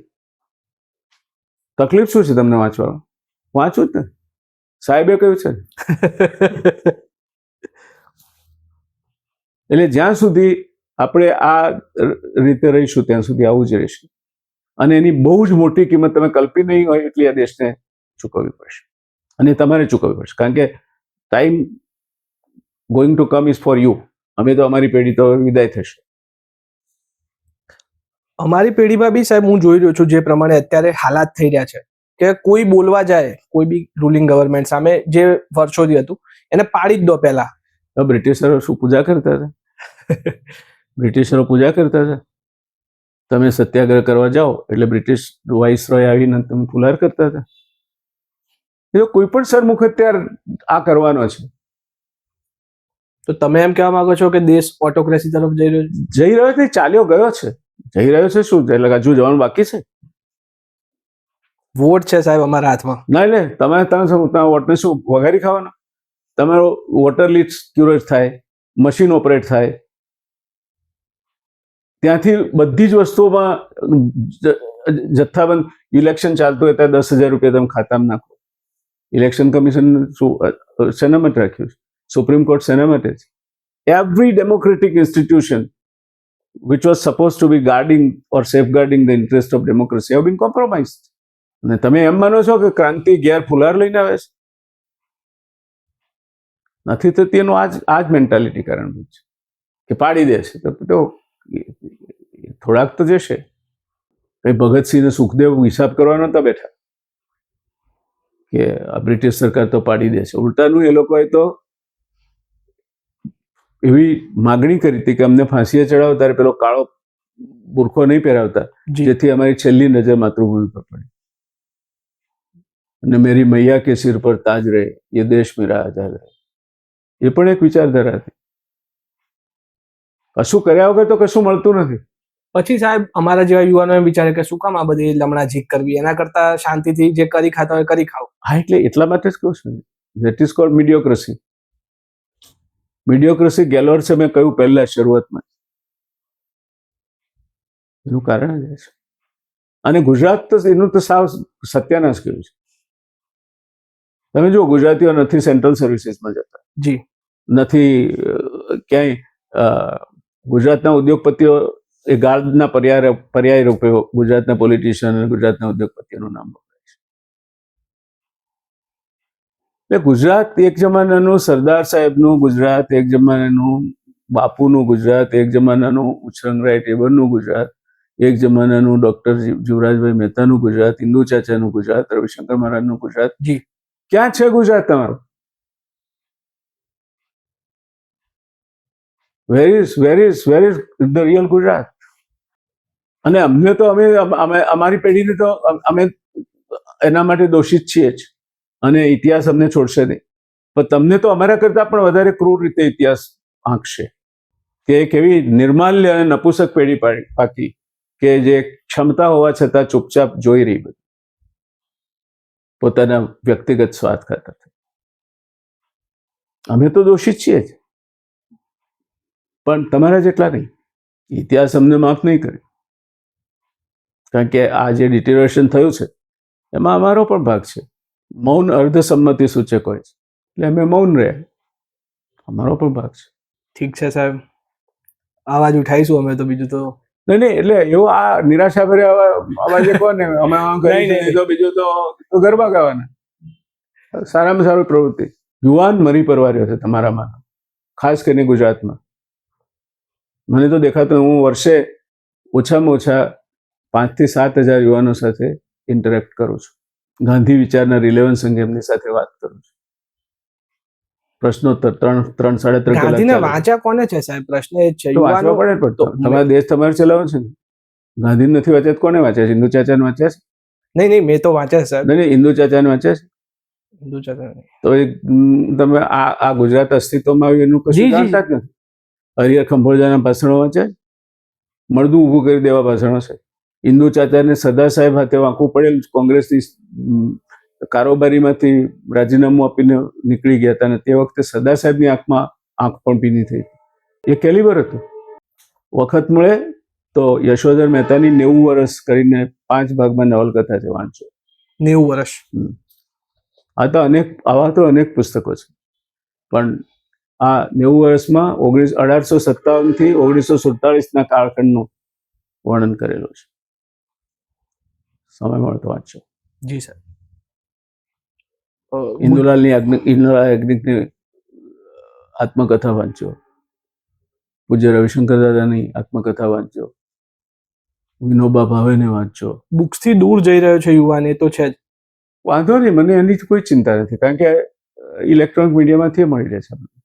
જી, યુવાન છે ને, યુવાન પ્રમાદી થઈ રહ્યો છે, કશાથી દૂર નથી જઈ રહ્યો. અને જ્યાં કામ વગરના 4 કલાક ના ગાળવાનો તે ગાળે છે. તમારો ઇન્ટરવ્યુ કેટલા સમય લો છે? સમયની કોઈ કિંમત નથી ને, તો ચાલે. શીખવા મળે છે સાહેબ. કેવી વાત? એ હું કંઈ તમને શીખવાડવા માટે થોડી ઇન્ટરવ્યુ આપું છું. Your job is to precisely conduct the interview. એટલે આપણે we are very poor managers and poor appreciators of the time. છેલ્લે એક દાખલો કહું તમને, કે એક જાણીતા ઉદ્યોગપતિ દેશના, વેરી કોમ્પિટન્ટ, વેરી કેપેબલ, એમણે ધી વીકને એક ઇન્ટરવ્યુ આપેલો, 4-4.5 કલાક ચાલ્યો. પછી છેલ્લે એમણે પૂછ્યું કે હવે એક પ્રશ્ન રહી જાય છે, પૂછીએ તમને? એવું પૂછો, મારે જવાબ આપવો છે તો આપીશ. તો કે આપણે 4-4.5 કલાક સાથે બેઠા, એ દરમિયાનમાં નથી તમારો કોઈ ફોન આવ્યો, નથી તમારી સેક્રેટરી કંઈ ચિઠ્ઠી લઈને આવી, નથી તમારા કોઈ સિનિયર એક્ઝિક્યુટિવે બારણે ટકોરો માર્યા. તમે આવડું મોટું સામ્રાજ્ય ચલાવો છો, તમને સમય કઈ રીતે મળે છે? ત્યારે ઉદ્યોગપતિએ જવાબ આપ્યો હતો ને, એ લખી રાખવા જેવો છે. એણે કહેલું કે જે માણસ એમ કહે છે કે મારી પાસે સમય નથી, એ કાં તો મૂર્ખ છે, એને સમયની કિંમત નથી, સમય મેનેજ કરતા નથી આવડતો, કાં તો ધૂર્ત છે, કાં તો જૂઠું બોલે છે. આ 2 પ્રકારના લોકો પાસે સમય નથી. ગાંધીજીએ 25,000 પત્રો હાથે લખ્યા, દાંડી યાત્રા કાઢી, વાઇસરોય સાથે મિટિંગો કરી, જેલમાં ગયા. વર્ધામાં હું મારા ઇવન આઈઆઈએમના લેક્ચરમાં આ દાખલો ટાઈમ મેનેજમેન્ટમાં આપું છું. એ જ્યાં બેસતા હતા એના બરાબર પાછળ એક બોર્ડ રહેતું, 3 જ વાક્ય લખેલા હતા એ બોર્ડ પર. પહેલું વાક્ય હતું બી ક્વિક, જે કહેવો ઝડપથી કહો. બીજું વાક્ય હતું બી બ્રીફ, મુદ્દાસર વાત કરો. અને ત્રીજું વાક્ય હતું બી ગોન, જો વાત પતી ગઈ ચાલવા માંડો. This is what is called time management. Be quick, be brief, be gone. જી સાહેબ, એક ઘણા બધા હું પ્રશ્નો લખીને લાવ્યો હતો પણ આપણે એવા વાતોમાં ખોઈ ગયા. નહીં, તો તમારો જોબ છે as a moderator to keep me on track. નહીં સાહેબ, તમે બહુ સારા વક્તા છો, સ્ટોરી ટેલર. તો મને એમ હતું કે story teller is an insult to interviewee. I am not a story teller. I have not spend so much of time for telling stories. I have spend so much of time because it pains me at my heart. Every word I have told you that comes from my heart. true, It is totally not. agree. It is not story. Story is a work of fiction. Don't use this word. You are insulting somebody who has very religiously invested time in talking to you. ખૂબ સારા વક્તા છો. ના રે ના, જરાય નહીં. જો સારા વક્તા એના જુદા જુદા માપદંડ હોય છે. કેટલાક માણસો ટૂંકું બોલે, સ્પષ્ટ બોલે, એ સારા વક્તા હોય છે. કેટલાક માણસ સટીક બોલે. દાખલા તરીકે શ્યામાપ્રસાદ વસાવડા જ્યારે ચરમસીમા એમની પોપ્યુલારિટીના હતા ત્યારે બોમ્બે હાઉસિંગમાં એ ચૂંટણીમાં ઉભા રહ્યા, તેની સભા હતી ને વાતાવરણ એમના તરફી જ હતું. અને એ પછી એમના સામે ઇન્દુ ચાચા લડવાના હતા. એટલે લોકોએ ના કહી ત્યાં જશો નહીં, ત્યાં તો પથ્થરમારો થશે. ઇન્દુ ચાચા ગયા ત્યાં શાહ આલમમાં. અને લોકો શરૂઆતમાં તો બધા ટોળા હતા, બેસી જાઓ, બેસી આવતા. સાહેબ હમણાં જ આવીને ગયા, નહીં હવે તમારો ભાઈ આવ્યો છે. આ પણ વક્તવ્યનો પ્રકાર છે. અને અટલ બિહારી વાજપેયીનું એફ્લુઅન્સ એ પણ વક્તવ્યનો પ્રકાર છે. જવાહરલાલ નહેરુનું સોફિસ્ટિકેશન એ પણ વક્તવ્યનો પ્રકાર છે. નરેન્દ્ર મોદીની માસ પોપ્યુલારિટી, ના, આપણે જીવતા કોઈ વ્યક્તિની સાથે સરખામણી કરવી નથી. કારણ કે રવિશંકર મહારાજે એવું કહ્યું છે, જેના હાથે ગુજરાતની સ્થાપનાનો દીપક પ્રગટ્યો. જી, એણે એવું કહ્યું છે કે મરદ માણસના વખાણ મસાણી થાય. માણસ કેવો હતો કે કેવો નહીં એ એના ગયા પછી જ કહેવું ઉચિત રહે.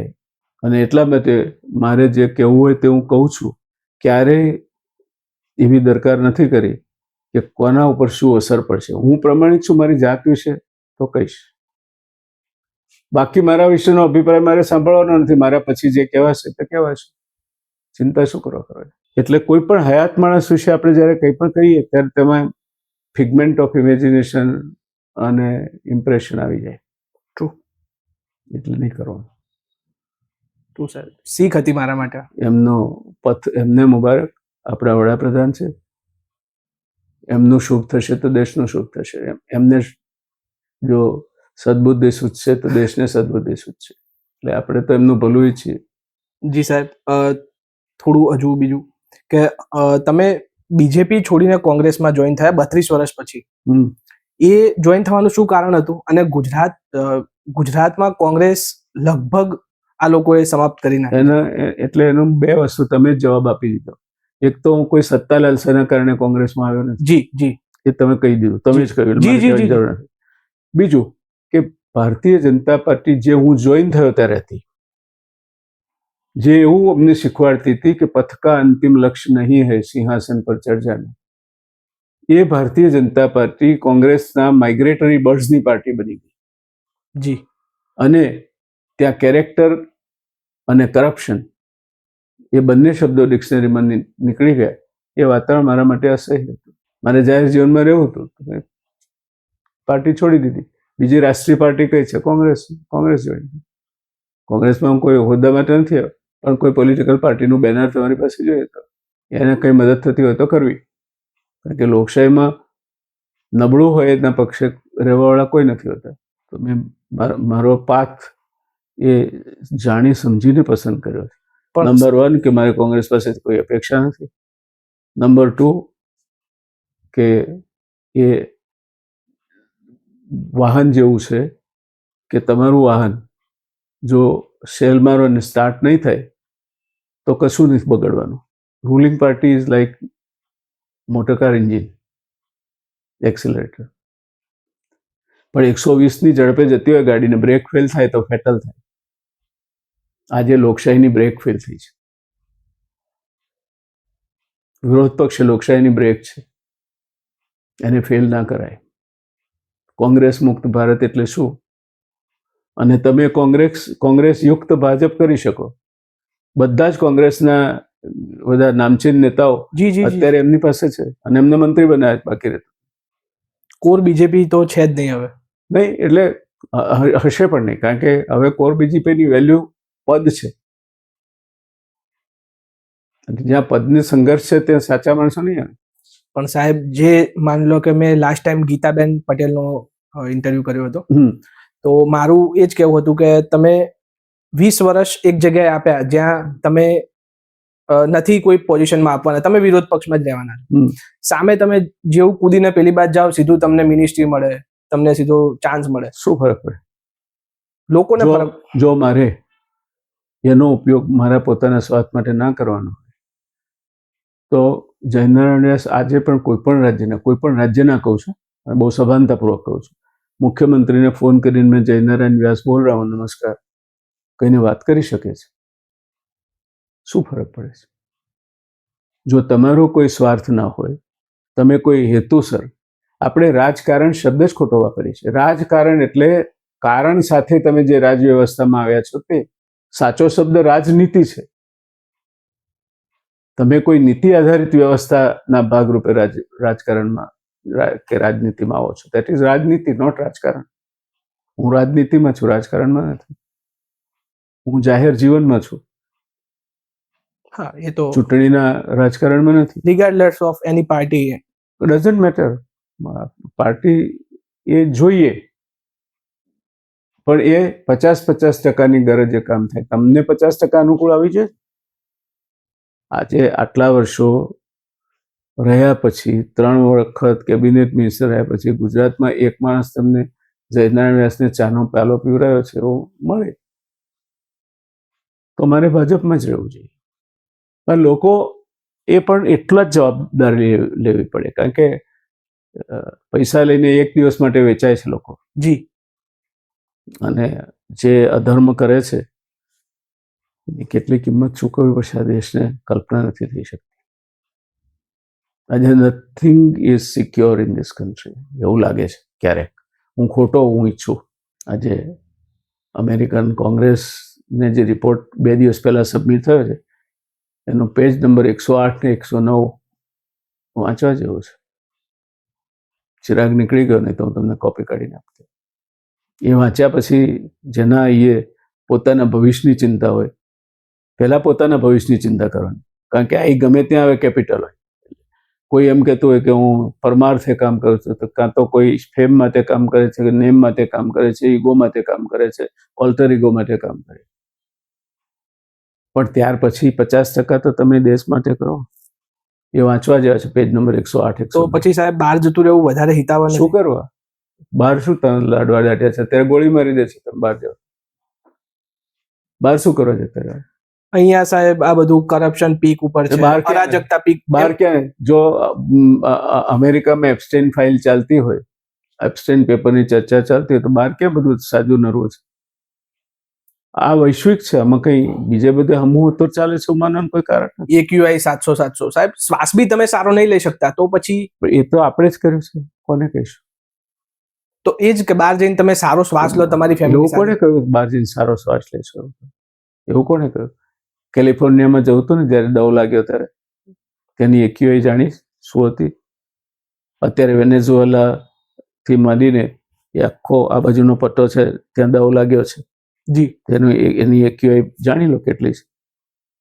350-400 AQI થઈ ગઈ છે. એટલે જો તમે ઘર મૂકીને વનમાં જશો તો વનમાં દવ લાગશે, તકદીર કાઠું હશે તો. આ તમારું બાપનું ઘર છે, અહીંથી કોઈ કાઢી તો મૂકવાનું નથી. તું જતો રહે એમ તો નથી કહેવાનું. બાકી world over right wing centric elements are becoming more and more stronger. છેલ્લા 20 વર્ષમાં રાઈટ થાય જ પણ, કારણ કે રિસોર્સિસ મર્યાદિત છે, ક્લેમન્ટ વધે છે ને બહારના લોકો લઈ જાય છે, એના સામે માગા ઊભું થવાનું જ છે, દરેક દેશમાં છે. એટલે તને ત્યાં બહાર કઈ લાડવા નથી ત્યારે. ઠીક છે સાહેબ. ચાલો, thank you. I hope I have replied you. સાહેબ, આમાં અમારી ચેનલનું નામ છે ના હોય. હા. તો અમે દરેક ગેસ્ટને એક પ્રશ્ન પૂછીએ છીએ કે તમારી લાઈફનું એક ના હોય મુમેન્ટ, કે અમને અને જે દર્શકો મિત્રો જોઈ રહ્યા છે કે સાંભળીને ના હોય લાગે કે ના હોય આવું થયું હતું, એવું એક ના હોય મુમેન્ટ. એક ના હોય મુમેન્ટ મને પૂછો ને તો હું એવું ચોક્કસ કહીશ કે જયનારાયણ વ્યાસ આઈઆઈટીમાં એન્ટ્રન્સમાં પહેલા આવે અને પરીક્ષામાં પહેલા આવે. ના હોય.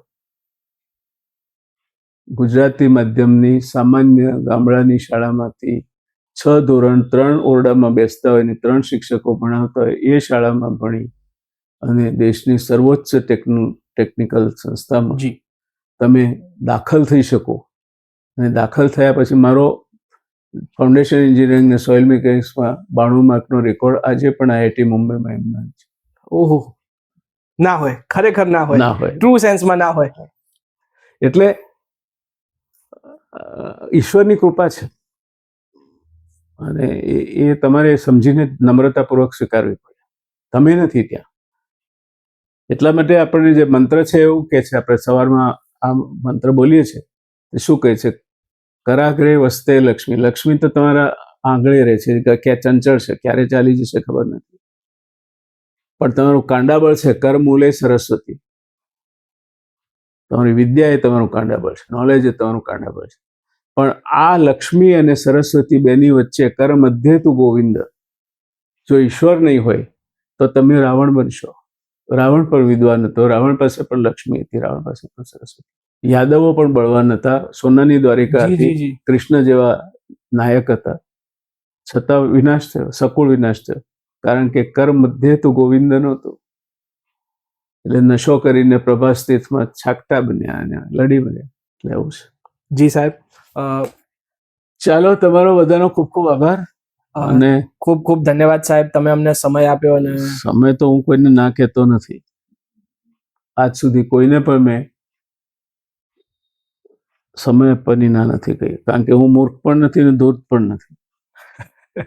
મેં તમને સમય આપ્યો એટલે મારું કામ પતાવીને બેઠો છું. જી, એટલી જ ક્લિયર વાત. અને આ એક ક્લિપ કદાચ તમને સાંભળવી ગમશે. ઇન્સિડન્ટલી ઇટ હેપન્સ હો કે એક તમારા જેવા પત્રકારે ગઈકાલે મારો ઇન્ટરવ્યુ લીધો હતો, એને સાંભળવી હતી માટે મેં મંગાવી હતી મારા સ્ટોરેજમાંથી. જો હોય તો તમને સંભળાવું, ના હોય તો હરી ઈચ્છા ભલી હશે. દારૂબંધી ઉપર શું વિચાર છે સાહેબ તમારો? દારૂબંધી રહેવી જોઈએ. ક્યાં છે એ ત્યાં જ મારો વાંધો છે. નથી પણ કાયદો છે માટે લોકો દારૂ પીને છાકટા થઈને બસમાં નથી આવતા.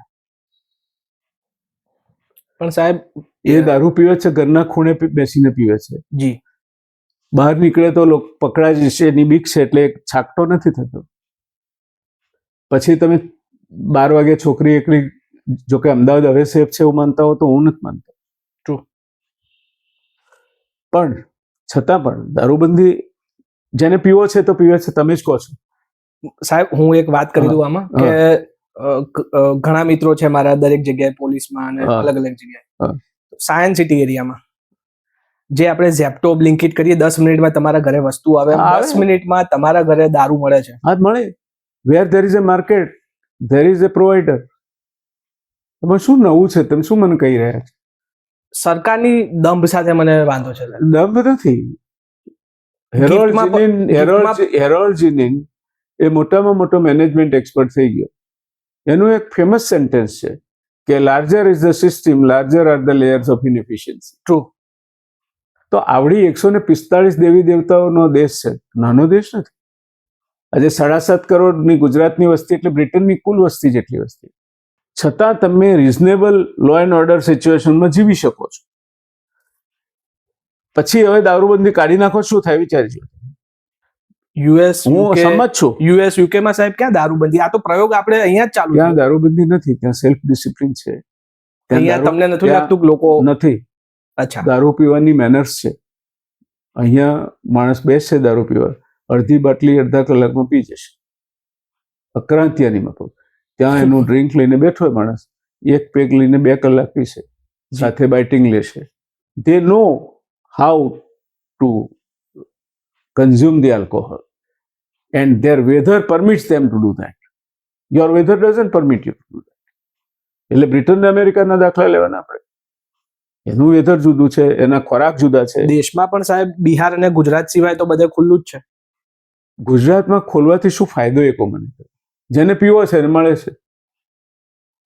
બંધ રાખીને સાહેબ જે શું ભ્રષ્ટાચારને પોષી રહ્યા છે, પોલીસ વાળા કઈ જ્યાં ખુલ્લું છે ત્યાં ભ્રષ્ટાચાર ક્યાં નથી પોષાતો? દારૂમાં તો નથી અત્યારે. એક મિનિટ સાહેબ, એક મિનિટ. એવું કઈ રીતે કહી શકો કે દારૂમાં ભ્રષ્ટાચાર ચાલે છે? અત્યારે તમે કોઈ પણ મીઠાઈ વાળાની દુકાનેથી હું તમને માવાની મીઠાઈ લઈ આપું, એકેમાં સાચો માવો નથી, હું અહીં બેઠા બેઠા કહું છું.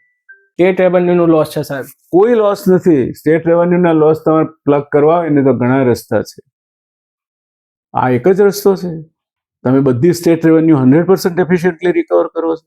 80% તો થાય. તારે કોણ કહે છે? who says that nonsense? I can tell you are recovering not at more than 50%. તમે દસ્તાવેજ કરાવવા જાઓ, તમારું જંત્રી કરાવો એટલે ખબર પડશે. ત્યાં જ પહેલી ચોરી. હા, એટલે આ બધા ઇલ્યુઝનમાં રહેવા જેવું નથી ભાઈ. અને જે ચોરી કરવાના છે કરવાના છે, એને તમે રોકશો તો એ કરશે. અને આ બધા દેશોમાં ચોરી નથી થતી એવું કેમ માનો છો? પ્રમાણ ઓછું છે. પ્રમાણ વસ્તી ઓછી છે ને. તમે એબ્સોલ્યુટ ફિગર કઈ રીતે લઈ શકો? તમે કોઈ પણ કમ્પેરિઝન છે એ ડાયમેન્શન ન્યુટ્રલ હોવી જોઈએ. જી જી, એ તો 100% સહમત છું તમારી સાથે. એટલે આ બધું વિદેશથી અભિભૂત થવાની જરૂર નથી. બધું ત્યાં સારું છે એવું નથી, બધું આપણા ત્યાં ખરાબ છે એવું નથી. આપણે આપણા મર્યાદાઓ છે એનાથી આપણે વાકેફ થવું જોઈએ. અને આખું ગામ હોજમાં પાણી રેડી આવતું હોય તો આપણે દૂધ રેડીશું તો શું ફરક પડશે? તો મારો જવાબ એ છે કે કમસે કમ પાણીનો રંગ તો બદલાશે, તો આપણે રેડવું જોઈએ. જો નજીક રાખી દો. લો ને, લઈ લો તમે. હવે સાચું નથી બોલતા નહીં કે મારા અંદર એક વિદ્યાર્થી હંમેશા જીવતો હોય છે. એના કારણે સરકાર શું કહેવાય, વિધાનસભા શું કહેવાય, સરકારનો સહાય ખબર નહોતી અને મુખ્યમંત્રીના શપથ લીધા હતા. સાહેબ ધન્યવાદ તમારા સમય બદલ અને અમને યુવાનોને જાગૃત કરવા માટે. મજા આવી ના. હું કોઈને જાગૃત કરતો નથી, હું મારી જાતે જાગતો રહેવાનો પ્રયત્ન કરું છું. કેવો રહ્યો સાહેબ ઇન્ટરવ્યુ? મજા આવી. હંમેશા માણસને માણસ ના ગમે તો એ રાક્ષસ છે માની લેવાનું. આ બંને એપિસોડ રાજા રજવાડા અને રાજકારણમાં આવવાના છે. જી, હું કહી દઉં, સાહેબની જય નારાયણ વ્યાસ કરીને ચેનલ છે. એમાં દરરોજ સવારે સાહેબ મંગળાચરણ કરીને, અગર તમે જિંદગીમાં હતાશ છો, દુઃખી છો, કાંઈ બી તકલીફ છે તમને, થોડું ઘણું બી આમ લાગે છે, રોજ એક એપિસોડ, આઈ ગેસ 60 એપિસોડ થવા આવ્યા છે. તો રોજ આવશે. જી, અને જૂના તમે સાંભળી શકો છો, પ્લેલિસ્ટમાં જ છે. અને સાહેબનું એક બીજું છે રાજા રજવાડા કરીને, અને રાજકારણ, રાજા રજવાડા અને રાજકારણ, જેમાં ગુજરાતની એ પોલિટિકલ સ્ટોરીઝ જે તમે ક્યારે જાણી જ નથી, જે સાહેબ હું પહેલી વાર આ બધું સાંભળી રહ્યો છું. મને તો બહુ નવાઈ લાગે છે અને તમારા નોલેજનું આમ મને એમ થઈ રહ્યું છે કે વ્યાસ સાહેબ પાસે આખો જિંદગી આ જ કર્યું છે, કઈ નવાઈ પામવા જેવું નથી. તો એ તમે મારી ઉંમરે તમે પણ આ બધું આ જ રીતે કહેતા થઈ જશો, કારણ કે you build up your reservoir of knowledge. જી સાહેબ, તો તમારા જે બી કમેન્ટ્સ હોય એ જણાવજો અમને. અમે જરૂર સાહેબ આપણને વાંચવી ગમશે અને અમે સાહેબ સાથે ફરી એકવાર બેસીશું. તો રજા લઉં છું હું, રોયલ રાજપૂત તમારી. સાહેબ થેન્ક યુ સો મચ. ધન્યવાદ તમારી આખી ટીમનો, અને બહુ સરસ મજા આવી. ફરી પધારજો. જી જી જી સાહેબ.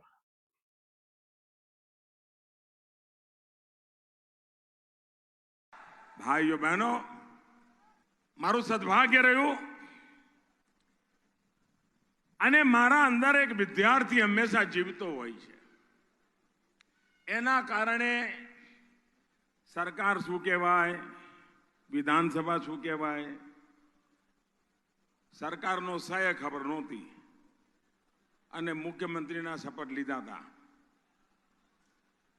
પછી નક્કી કર્યું ભાઈ બધું શીખો, આપણે આ બધું કરવાનું છે. એ તો મને બરાબર છે. હું પહેલા સંઘનું કામ કરતો, આ ખભે થેલો લઈને ફર્યા કરું. તો એક દિવસ જયનારાયણભાઈ વ્યાસના ઘેર ગયો હતો. ત્યારે આ જયનારાયણભાઈ સાહેબ મોટા સાહેબ હતા, સરકારમાં મોટા બાબુ હતા, અને ઘરની બહાર ગાડીઓ ઊભી હોય લાલ લાઈટ વાળી, તો હું જરા આમ સંકોચ કરતો કરતો ગયો, પણ એમણે મને પ્રેમથી બોલાયો. અને પહેલી વાર આ જયનારાયણભાઈ પાસે મેં અર્થકારણ શું કહેવાય, ઇન્વેસ્ટમેન્ટ શું કહેવાય, ઇન્ડસ્ટ્રીયલ પોલિસી શું કહેવાય, ત્યારે તો હું ભાજપમાં નહોતો, સંગઠનનું કામ કરતો હતો. પહેલી વાર મેં એમને સાંભળેલા એ દિવસે. ત્યારે મને થયું કે આ બધા ઘણા બધા વિષયો આપણે શીખવા પડે. કહેવાનું તાત્પર્ય એ કે જીવનમાં તમે બધા મને એટલો બધો ઘડ્યો છે, આમ ટીપી ટીપીને ઘડ્યો છે, અને દરેક વખતે ટકોરો મારી મારીને આગળ કર્યો છે. ભાઈઓ બહેનો, મને અંતે સંતોષ છે કે તમે જે કસોટીમાંથી મને કસીને કાઢ્યો છે એમાંથી હજુ ઊણો નથી ઉતર્યો. તમને સંતોષ છે? તમારા આશીર્વાદ છે? તમે પ્રસન્ન છો? ભાઈ, બાકી દુનિયા